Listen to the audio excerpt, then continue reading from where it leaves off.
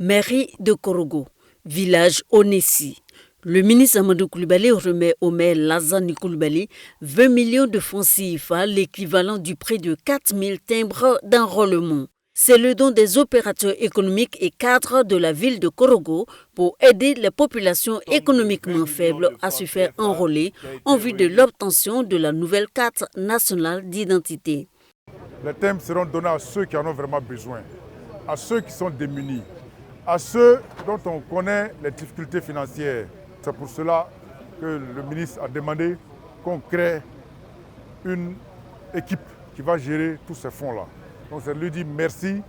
Selon les statistiques de l'Office national de l'état civil et de l'identification de Côte d'Ivoire, Onessi, dans le département de Korogo, la population cible à enrôler est estimée à 325 828 personnes.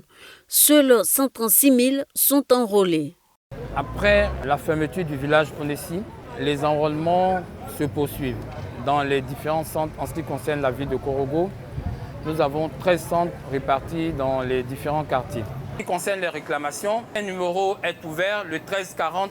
Pour encourager les populations à se faire enrôler massivement, le ministre Amadou Coulibaly a sollicité le déploiement de plusieurs équipes de l'Onessi dans la région du Poro, notamment dans les villes de Korogo, Mbengue, Dikodougou et Nguembe.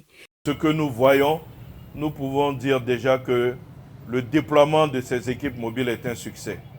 C'est une façon de rappeler aux populations que les cas d'identité établis donc depuis 2009 sont arrivés à expiration, mais qu'en même temps, l'État fait tout pour leur faciliter donc, les démarches pour pouvoir avoir ces nouvelles pièces. Dans le département de Korogo, 90 000 nouvelles cartes nationales d'identité ont déjà été distribuées et 18 000 attendent d'être retirées.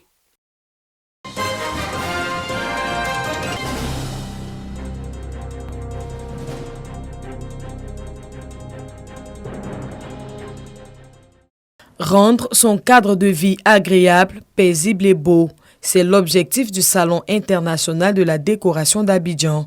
Les 2 dernières éditions visaient à faire entrer dans les mœurs la culture de la décoration. L'édition 2022, quant à elle, veut imposer la déco comme un rendez-vous culturel en Côte d'Ivoire. Quand on parle de décoration, c'est quoi?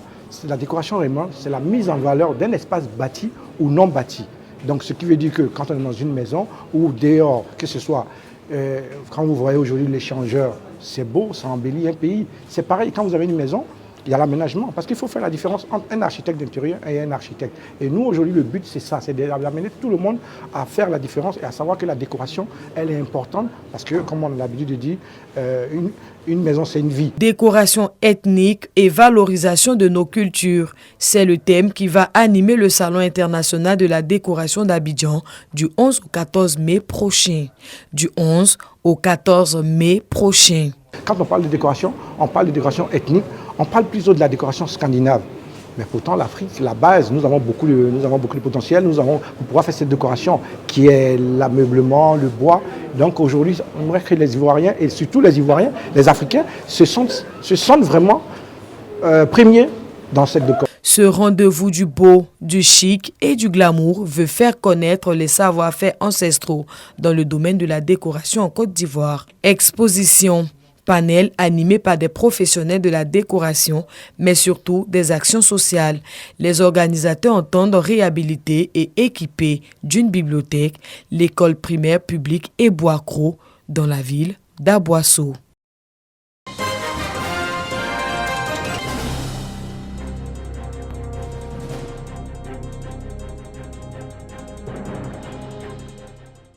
Des vivres composés essentiellement de riz et de sucre, remis aux veuves et aux nécessiteux musulmans pour les soutenir en cette période de jeûne. Ces actions de charité s'inscrivent dans le cadre de la 8e édition de la solidarité Ramadan. Je suis heureuse.